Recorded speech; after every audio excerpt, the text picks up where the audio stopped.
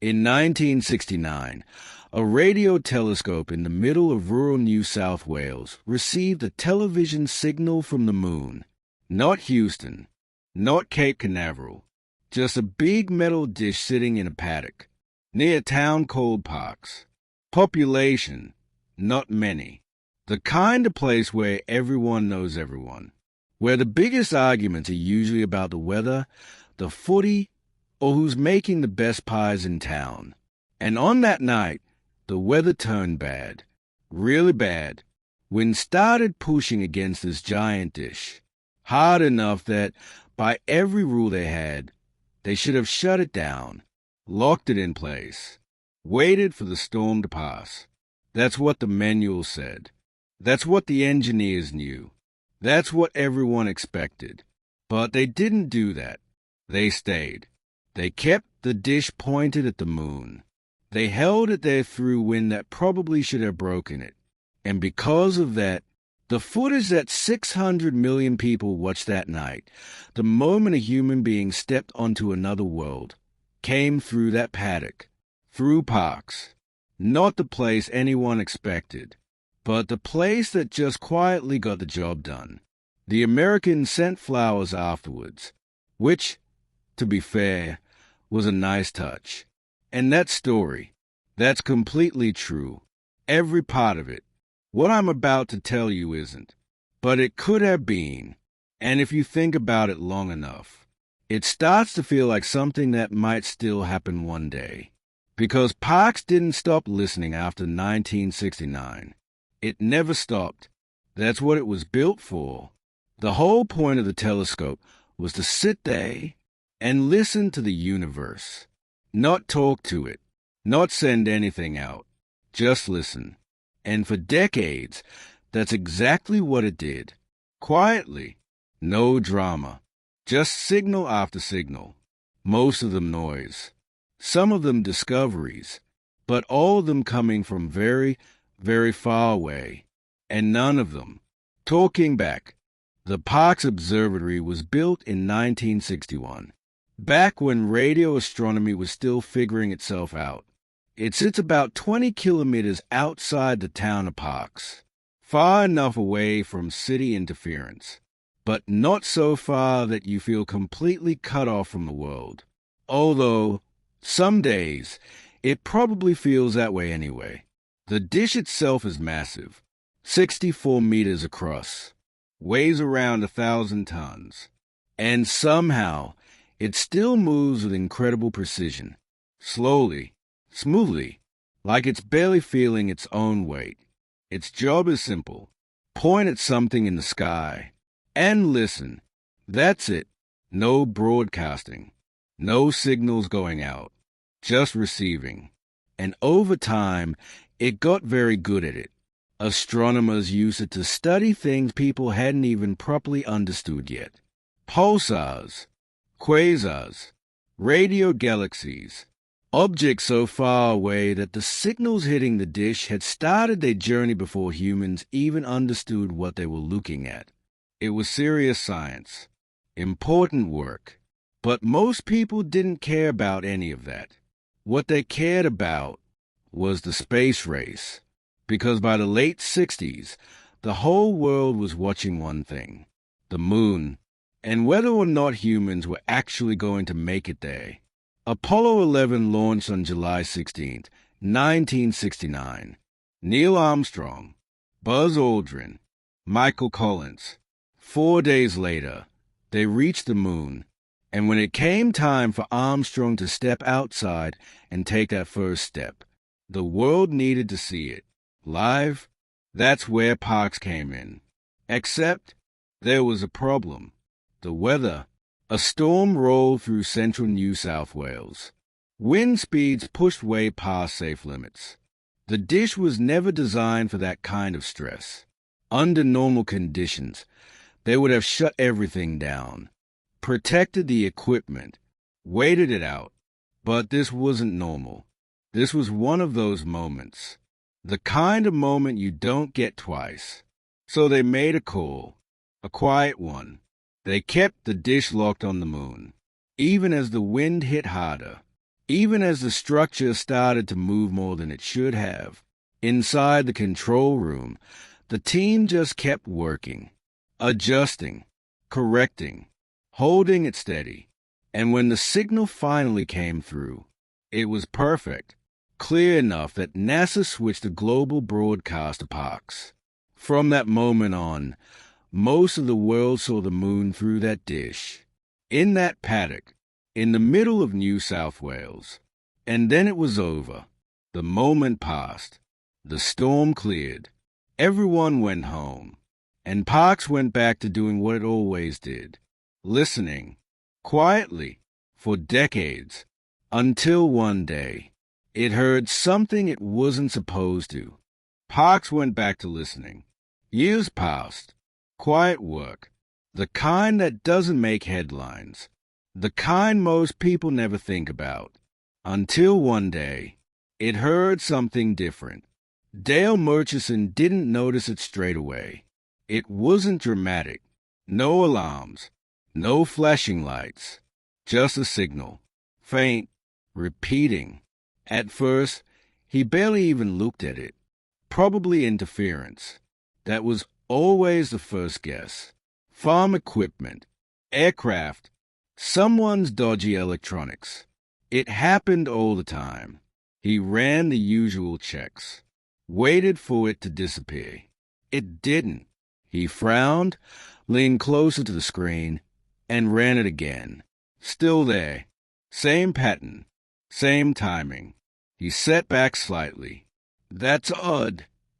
No answer, of course. Just the quiet hum of the control room. He replayed the data. Once. Twice. Then again. It wasn't random. That was the thing. It felt structured, careful, deliberate. He pulled up the coordinates. Where are you coming from? A few seconds later, the answer came back. Gle 667C. Dale blinked. Okay. He reached for his phone, hesitated for a second, then called it. Karen picked up on the fourth ring. Yeah. Hey, sorry, I know you're not rusted on. If this is about calibration logs.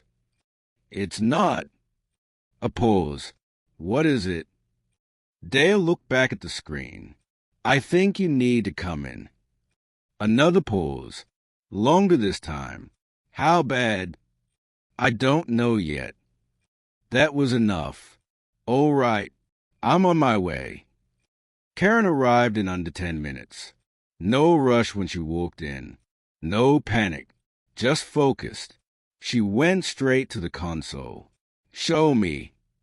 Dale pulled up the data. She didn't speak for a while. Just watched. Scrolling. Zooming. Checking. Then she leaned back slightly. Run interference checks. Already did. Run them again. He did. Same result. Nothing. No external source. No obvious explanation. Karen crossed her arms. Is it repeating? Every 43 minutes and 12 seconds. That precise? Within about 10 milliseconds. Karen didn't answer immediately. She looked back at the data, then at Dale, then back at the screen. Don't log this yet. Dale blinked. You serious? Completely. Why? Because I don't know what it is. That's kind of the point, though, isn't it? No, she said quietly. The point is not guessing. Silence. Then, we verify first. And that's exactly what they did. For 3 days, they tore the signal apart. They checked everything. Equipment, frequency interference, known sources, satellites. Nothing matched. On the 4th day, Sasha noticed it. She didn't say anything right away. Just walked into Karen's office and dropped a printout on the desk. Karen looked at it. Then she sat back very slowly. Dale leaned over her shoulder. What am I looking at? Sasha didn't look up. Tell me what you see. Dale stared at the page. Numbers, patterns, sequences. Then it clicked. Those are primes. Session nodded. Karen didn't say anything at all. Karen didn't jump to conclusions. She never did. But she didn't dismiss it either. She just kept looking. Same data. Same patterns. Over and over again. Finally, she stood up and walked to the window. The dish was moving slowly outside, tracking the same point in the sky. Still listening. "Okay," she said quietly. Dale looked up. "That bad?" She didn't answer immediately.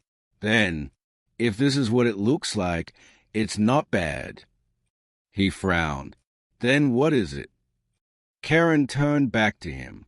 "It's big." That word hung in the room. Big. Not exciting. Not dangerous. Just big. They spent another full day confirming, running everything one more time. Then Karen picked up the phone. "Sis Arrow," she said when the line connected. Pause. "Yes." Another pause. "I need to speak to Robert." Dale leaned back in his J. He didn't need to hear the rest. He already knew. This had just stopped being their problem. Within 48 hours, the Australian government knew. Within 72 hours, other governments had a pretty good idea something was happening. By the end of the week, people were already arguing about it. Quietly at first, then not so quietly. The official conversations were supposed to stay contained. They never do. A signal, unexplained, mathematical, possibly artificial. That kind of information doesn't stay hidden. Not for long. Karen sat through the first briefing in Canberra. Long table. Too many people. Not enough answers. "So," someone said, "what exactly are we dealing with here?" Karen didn't sugarcoat it. "We don't know." That didn't help. What are the possibilities? She glanced at her notes, then back up. Unknown natural phenomenon. Unidentified interference. And she paused. Non-human origin. Silence. One guy shifted in his J. Another started writing something down that he definitely hoped no one would ask him to explain later. "Okay," the same voice said. "Let's not jump to conclusions." Mike, who had been dragged into the meeting against his will, leaned slightly toward Dale. "They love saying that," he muttered. Dale didn't smile, because this wasn't really a meeting about science anymore. It was about control, and nobody in that room was comfortable not having any. The arguments dragged on. Committees, reports, more committees, no decisions. Meanwhile, the signal kept arriving, every 43 minutes, like a knock on a door, waiting, patient, unhurried. On the 93rd day, Karen called her team back together. Same small room, same table, but everything felt different now. "I've been thinking," she said. Dale nodded slowly. "We all have." Karen folded her arms. A message was sent. Nobody interrupted. We received it. Another pause. "If you send a message." She looked around the table. "You expect someone to answer." Mike leaned back in his J. "That's one way to look at it." Karen met his eyes. "Is it wrong?" Mike thought about it, then shook his head. "No." Dale looked between them. "You're serious?" Karen nodded. "We have the transmitter. We understand the structure. And nobody else is going to decide in time." Silence. Then Sasha spoke. "What do we send?" Karen almost smiled. "Something simple." They sent the reply on a Thursday night. No announcement. No permission. Just a decision. Karen wrote the signal herself. Carefully, mathematically, clean. We hear you. We are here. We are listening. Then they waited, and the world kept arguing. Years passed. The story faded in the news cycle. Other things happened. People moved on. Karen didn't, but she did retire. 10 years later, a small farewell in the same building she'd spent most of her life in. Someone brought cake. Someone made a speech that ran too long. Dale kept it simple. You taught me not to guess, he said. She smiled a little at that. Try to stick to it. She left Parkes that afternoon. Didn't look back, but she never stopped checking the data. Every morning. First thing. Same habit. Different house. Different life. Dale stayed. Of course he did. By then, he was station director. Same paddock. Same dish. Same sky. Just a bit older. A bit quieter. And still listening. It happened at 3:17 in the morning. Dale wasn't expecting anything. Nobody was.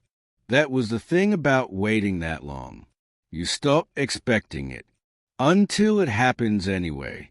The alert came through softly. Just a tone. He was awake instantly. Checked the screen. Then checked it again. No way. He grabbed his phone. Didn't even think about who else to call. Karen answered on the second ring. You saw it. Not a question. Dale exhaled. Yeah. Silence for a second. Then, read it. He looked at the decoded layer, still processing in parts. But the opening was clear. We sent to many. He swallowed. Only one answered. Karen didn't speak. We are coming. The words just sat there. No emotion. No threat. No urgency. Just statement. Dale read it again. Same meaning. Same weight. Karen finally spoke. I always thought it would feel different. How so? Louder. He looked out the window. The dish was already moving. Adjusting. Trekking. It doesn't feel loud, he said. What does it feel like? Karen took a breath. Thursday morning. Dale smiled a little at that, because that was exactly right. He made coffee, sat back down, watched the data roll in. Same room, same screens, just one difference. Now they weren't alone. Somewhere out there, something had heard them and answered and decided to come here. Dale stayed there a while, not panicking, not celebrating, just thinking, because now there really was work to do. Outside, the sky turned slowly, stars shifting. Same as always. Nothing looked different, but everything was. The Parkes dish is still there. You can visit it if you want. Stand under it. Look up. Think about what it's heard over the years. Most of it just noise. Some of it history. And maybe, one day not too far from now, something else. Because if anything out there ever decides to say hello, there's a good chance we'll hear it. Right there, in a paddock, in New South Wales. And knowing us, we'll probably reply before anyone tells us not to.